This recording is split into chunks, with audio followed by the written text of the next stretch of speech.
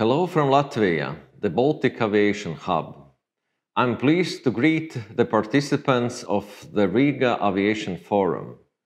I hope this, by now recurring event, will continue to be a significant space for sharing ideas and opinions, as well as experiences that are especially important in this very extraordinary time for the aviation industry. As we all know, the aviation industry is largely an international business, and distress like COVID have enormous impacts on the international scale, therefore also on traveling and the aviation business in general. As EU-wide scientifically justified approaches to limitations were not introduced, but the need for limiting operations was obvious, the EU member states set their own regulative restrictions to fight the spread of COVID-19. These restrictions covered a wide range of economic activities, including ban on traveling from countries most affected by COVID-19, which in turn almost stopped tourist flows and flying altogether.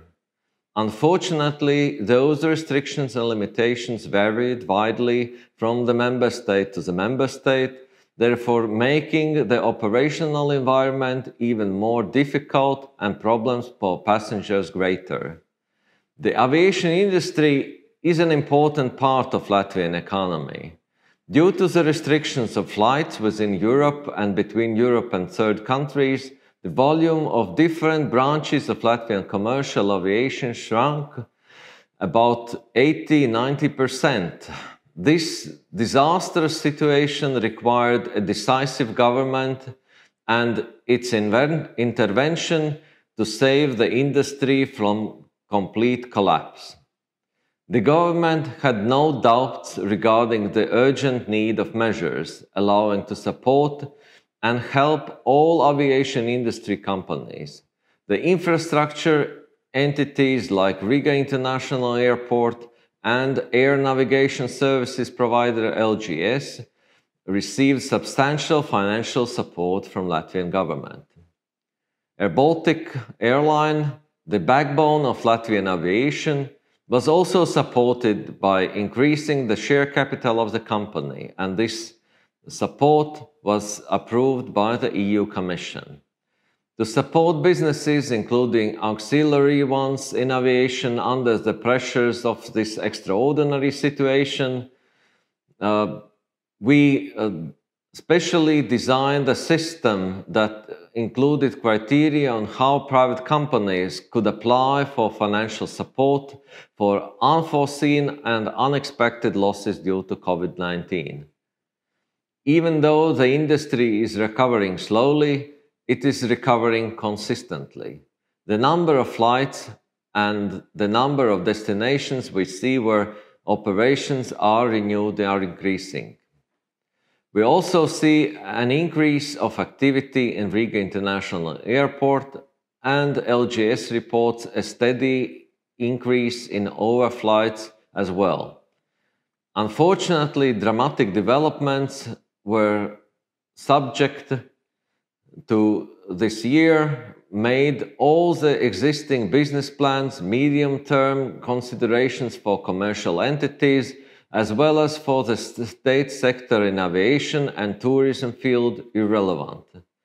The Riga Aviation Forum is supposed to be one of platforms for exchanging information within the industry itself, as well as between the industry and regulators.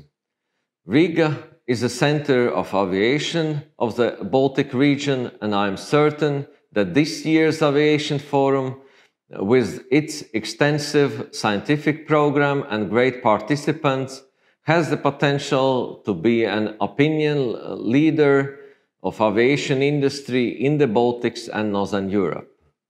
Despite the fact that this year's forum takes place remotely on an online platform, an extensive two-day program has been organized.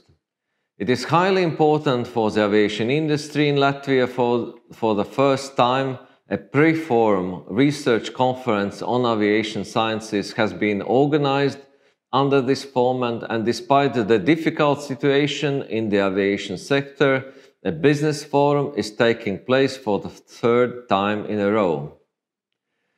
At the Riga Aviation Forum last year, I called upon the industry to set high targets. Although the situation in the sector is fragile, the aviation industry should not abandon the vision for growth. I wish the Riga Aviation Forum the most successful working sessions and the very best results.